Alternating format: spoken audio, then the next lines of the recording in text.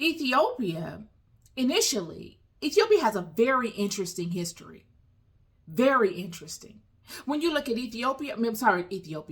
When you look at Ethiopia, as it does have a very interesting history, and when you look at India, India has a very interesting history.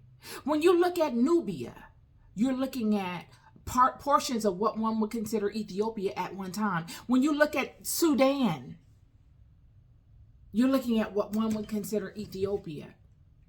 And all of these places, the Kintake women had absolute rule over. And it was a norm. It was not anything to be paraded around, and women just finally got rights and women were a exception to the rule. No, it was a norm that these women would rule, and their sons would be kings, but the woman would have absolute rule. They ruled so much that even when Alexander came into Ethiopia, he couldn't, the queen of Ethiopia at the time had him reroute and go through Egypt. I mean, Ethiopia is a superpower. Well, had been a superpower, and was a very formidable opponent. So what you're looking at here in the scripture, when it says that he rose and went and beheld a man of Ethiopia, a eunuch of great authority under Candace, Kintake, depending upon how you want to pronounce it.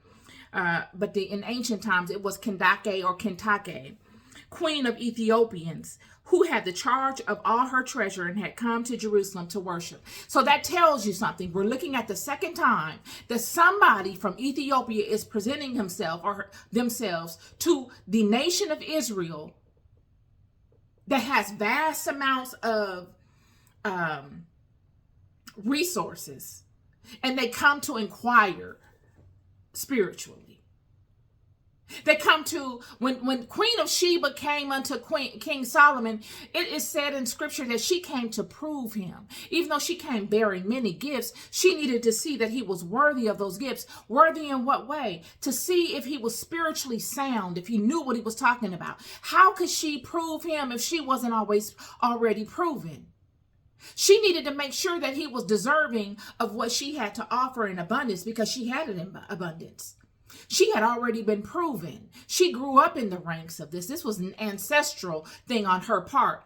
David had Solomon's father David had come into power, and he had a reputation, and the baton had been passed to his son Solomon.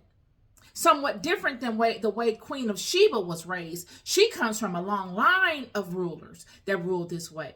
David really came up as the first, and he passed the baton down to his son.